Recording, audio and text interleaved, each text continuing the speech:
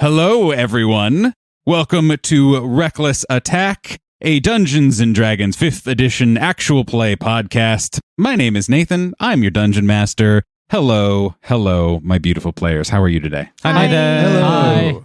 We are so excited once again to be here, hitting the airwaves, hitting the table, hitting the dice boxes, and we have a fun episode ahead, I think. Everyone's going off to go do some team building, a work-sanctioned outing. Will there be trust falls? I mean, I feel like Val really wants trust falls and Checkers really wants hazing. Right. Once trust falls where no one catches them. Yeah. Right. No. This time, I'll definitely catch you. Right, yeah, come on, let's do it again. It'll be fine. Just trust me. Well, it's funny you mention that because just as you hit the water, Selv, there is almost an awkward pause where you hear the splash of Selv kind of jumping in, and then a much larger splash.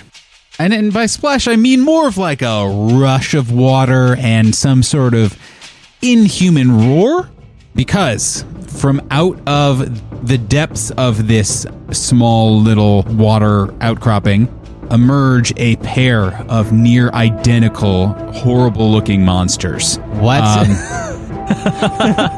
What? Just here for some water, man. Right. These large creatures. I brought Hody! Yeah. We can't put Hody in danger. Well, I guess it's hero time. Because these large creatures look, what's the best way to describe them? A little bit like lobsters. Oh my god. But lobsters who were spawned from the pits of hell.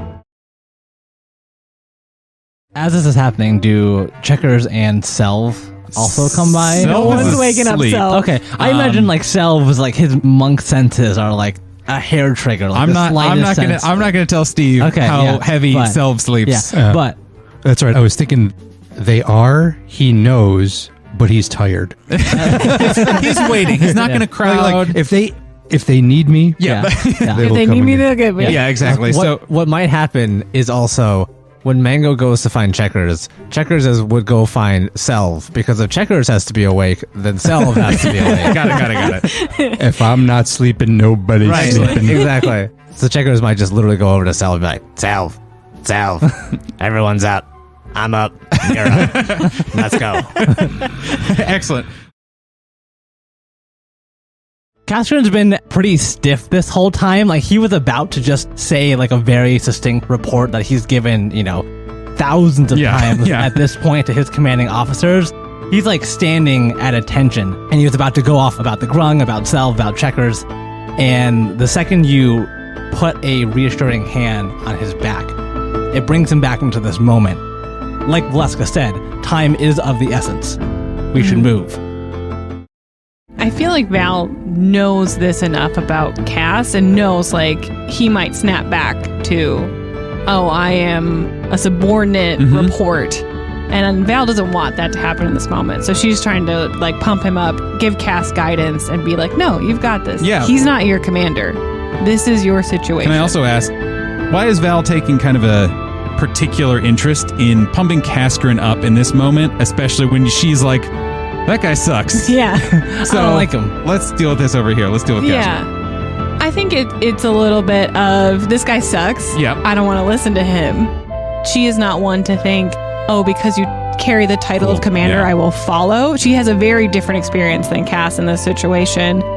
And Cass is her friend, is her companion. She's automatically going to take Cass's side in any situation until proven otherwise. Awesome. So Cascarin takes one last look at Braynar and Granik and says, thank you for all your help, before turning back to Yanis and says, time is of the essence. We should move. Awesome. We have 3 primary objectives, and then starts going into what needs to be done. Awesome. Before we completely walk away, is there anybody else going to help? I was waiting to interject exactly that. So it took a little while for them to track down the verdant wave, and I figured that Cass was going to go around to anyone who's on watch. Are you or is anyone in your group willing to come with us? So I have 2 questions. Okay. First, I will ask you to roll d20, but not yet. Second, what does Cascarin tell to people?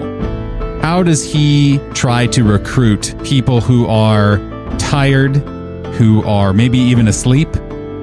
Some of them are just farmers who have pitchforks or are former town guard people who are just like, no, I'm moving and I'm starting a new life, or people with families or whatever. What does Kaskrin say to try and rally people to come? This is something he actively has to think of. Like, he's almost writing a script in his head of what he's going to say to these people. And what comes out is, this is a moment when your friends and your family need you to protect them. They need you to stand against the encroaching darkness. There are very real threats tonight in this forest. July 4th will no longer be just an American holiday. And he says to them, I know you're tired. It's been a long night. But you have a chance to prove yourself. You can step up. Pick up your sword. Pick up your shield. And come with me. Perfect. I love that. One other thing Selv will do will be to go up to the turtle wizard, Trankar. You see him just kind of like lazily leaning up against a tree kind of on the outskirts. Again, he'll give a slight bow, and then Selv will look at him and say, That was a very overt signal. I don't like this at all. What is happening? and I don't think anyone has ever actually heard Selv laugh. No. That's a real bummer. Never telling him a joke. Can I not hear that again? No. Maybe they heard once and that was enough. I don't know. Val, instead of helping unload, would probably have created little packets for each of the 5 grandchildren. Because in traveling and having kids around, like, hey, you want to see something sweet? And then like show them how to do the cool science experiments. Ooh. Here's a worksheet. Yeah, right. Math is great. No worksheets, just the cool STEM experiments. Yeah, exactly. Here's some Diet Coke and a Mentos. Yeah, exactly. Yeah. So she would have, depending on their age. Oh my God. No, I'm imagining, if I may, Yeah. there's a line of children who over the course of the weeks have interacted with you or heard from someone else that they can get cool science things from you. Yeah. And so now there is actually a range of children. And sometimes they blow up. It's like a right. Sometimes the non-lose a finger experiments- way. Yeah, No. to be clear. Yeah. No, The like experiments blow like up. the Diet Coke and Mentos. Yeah. Not the children. The children are fine. Don't explode. We all paused, and Steve was like very excited to be like, yeah, and it's like really cool, and like they love it, and we were all staring at Steve. Steve to and be I are like, on the same page. Yeah, we did what? not think the children are. The rest of us were like, Oh, Steve, God. I don't know where your what heads are you talking? I don't know, man. It's a dark world out there sometimes. Okay. What this thing is doing, and again, just imagine this skull that doesn't even feel like bone. It's indescribable. It's alien. And you don't know whether it is because it is alien or because you are so consumed by fear that like your brain is like, I cannot think about this right now. But it is pressed up against your forehead, just almost vibrating with energy and power and stifling feelings. And all of this strange blackness, like you said, is constricting your entire body and is suffocating you. And it feels absolutely inescapable. Even though I finding it very difficult to breathe or move or do anything, Selv is just going to try to suck in as much air as possible. And then he's just going So to scary. just scream out as loud as he can, Let me out. When Kaskrin gets back to the guild hall, he would find outside of the Golden Tree Guild Hall a surprising and maybe uncomfortable amount of hemp rope just piled out in front Of the hall? of the hall. Yes. The whole... Yeah, bundles and bundles. And you would see Checkers outside kind of fiddling with some of it, tying knots in various ropes. And you would realize actually on the way back from Azan's, as you were walking through the city of Agmar, you would see some of these like knotted ropes tied between buildings where the space between them was maybe just a little bit too far for a certain frog to maybe jump. Checkers is building his own Ewok village. Oh, hey, Catherine. Can you help me pick some of these up? I got a whole bunch of rope today. I can see that, Checkers. And he'll take like a big old like bundle of rope in both hands, and he's like, what are we doing with these? Oh, just go pile them on top of Mango's saddle. Or just set it out. Okay. He's like quizzical, but he like, at the same time moves over to Mango and starts putting rope on top of the saddle. It's like, are you gonna fill me in on any of these, or what's all the rope for, Checkers? Oh, well, I'll tell you later. Did you steal these ropes? That is a secret that only Checkers knows, but yes. Okay. I was just wondering what we thought and if we would like to work with.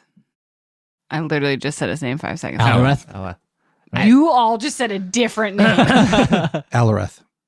Alareth. I think it sounds fun. So that's a yes? I mean, I don't think we can keep letting people get attacked that we know are in danger. Mhm. That's what we're here for. True, but I think he gave us the option of a direct collaboration or both working on it separately. We need to build our allies here as well, so a collaboration would be better. I think Fair if he's coming to us, then let's work with him. He's got information, he's got connections here in the city. Sounds perfect. I agree. We'll go back in and confirm. Agreed. Cass, take the lead. Golden tree on 3. Oh. Oh, no, back. 1, 2, 3. Golden tree. The time honored passed down tradition dating back millennia. I could just like if we don't go too far, so like but the door to the conference room's still open, and he just hears like he just hears oh golden tree. So as hurt and bloodied as Char is, he's still going to try and get this thing's attention away from the dwarf and focus on him. He's going to start launching into it with his big bestial arms. Awesome. To try and hit it. He's going to punch it in the back, and that's going to be 22 to hit. Yes. So the first attack is going to connect, and a big hulking fist Sheesh. slams into him. 6 points of damage, Nice. bludgeoning damage.